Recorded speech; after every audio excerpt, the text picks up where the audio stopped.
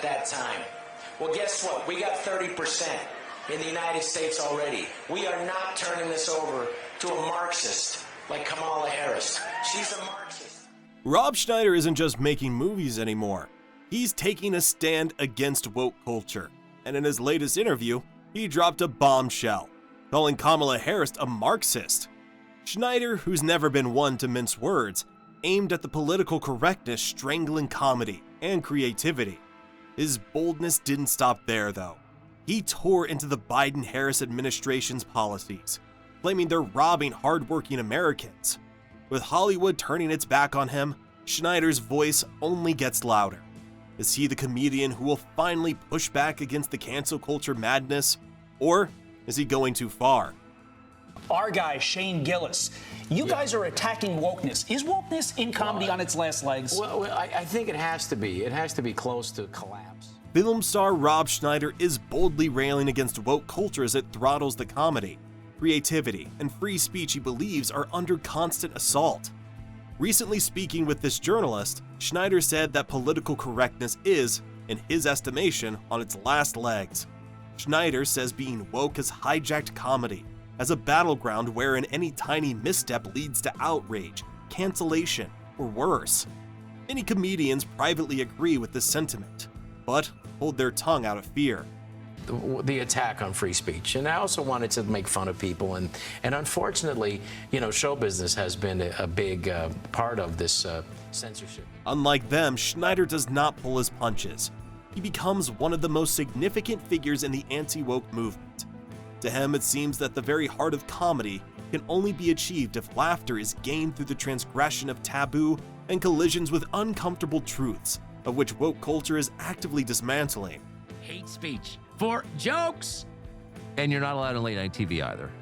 I don't get invited to places. Do you care? No. He sees the policing of jokes and language as a form of control, not about protecting feelings, but about enforcing conformity. By speaking out, Schneider is fighting for the survival of comedy, insisting that artistic freedom must prevail over cancel culture. At a recent Senate holiday gala, Rob Schneider stirred controversy when his performance was abruptly cut short after he made an edgy joke about Asian people, including a remark about Chinese food on Christmas. Even conservative Senator Cindy Hyde-Smith walked out, calling his act gross and vulgar. Despite the backlash, Schneider stood firm, refusing to apologize or censor his comedy. To bring people to a sense of calm in a way, subvert them through comedy, which is a pretty good thing. And I think it's just for laughs. His reaction was no surprise. Schneider has always been out and loud on his hate for woke culture, and this incident has buttressed that. While people believed his jokes were wrong, Schneider continued his defense and stated he wouldn't let anyone make him shut up. To him, comedy is about taking things too far and pushing what is into a transgression of it. Not so for woke culture. Not the best pilots you can find, the ones with the most hours of experience. At a Canadian hospital fundraising event, Rob Schneider's performance was abruptly cut short after his jokes about transgender people, vaccine mandates, and President Biden's mental health sparked outrage. Despite being escorted out, Schneider stood firm, refusing to apologize for his controversial material. It's not easy being a liberal. It's not. It's sad. You see them. His unapologetic stance drew harsh criticism, with many labeling his views as misogynistic and transphobic. But Schneider didn't back down. Instead, he doubled down, making it clear that woke culture's stranglehold on comedy is stifling free speech and creativity. For him, the outrage only proves his point. Comedy should change the status quo, not bow to it. We have to stay woke. Like, everybody needs to be woke. and you can talk about if you're the woke. In a recent clip, Kamala Harris encourages people to stay woke, promoting an idea that focuses heavily on identity politics and sensitivity. Their push for more wokeness divides people by making them focus too much on race, gender, and oppression, instead of what we all have in common. By pushing this agenda, leaders like Kamala Harris are causing society to become more divided, and less focused on the more important issues.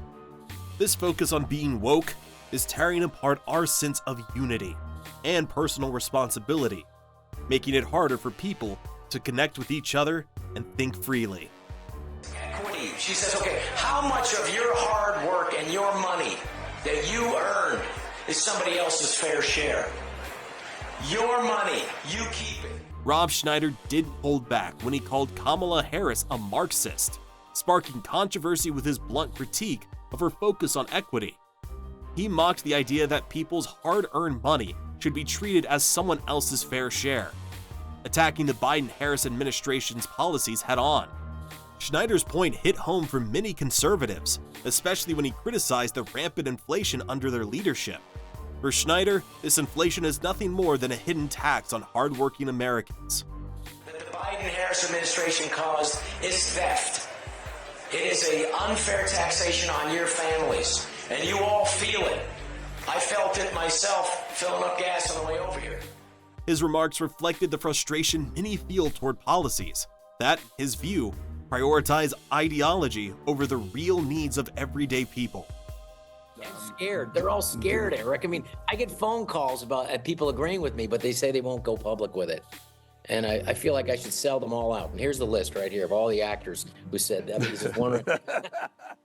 Rob Schneider is at the forefront of a growing fight for free speech in comedy, joining voices like Dave Chappelle and Ricky Gervais and resisting woke culture's grip. He believes woke culture has turned into a kind of religious ideology, where anyone who disagrees faces punishment. For comedians like Schneider, pushing boundaries is essential, and the fear of being canceled for telling an uncomfortable joke is a direct attack on artistic freedom. He sees cancel culture as a tool to stifle free expression, and he refuses to let that define the future of comedy or creative expression.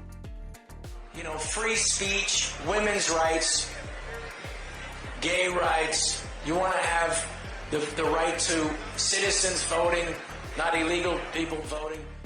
Rob Schneider's recent speech in Arizona was more than just a critique of woke culture. It was a rallying cry to defend the state's freedom and the country's core values. He attacked California's disastrous policies and the Biden-Harris administration for their handling of illegal immigration and the economy, saying they've undermined traditional liberal values like free speech and personal liberty. For Schneider, Arizona represents the last stronghold of real American freedom, and he's determined to fight against the political forces that seek to erode it. His message was clear: protect Arizona, and you protect America's future. What do you think about this? Share your thoughts down in the comment section below. We'd love to hear from you. Don't forget to like the video and subscribe to the channel for more factual videos. We'll see you in the next one.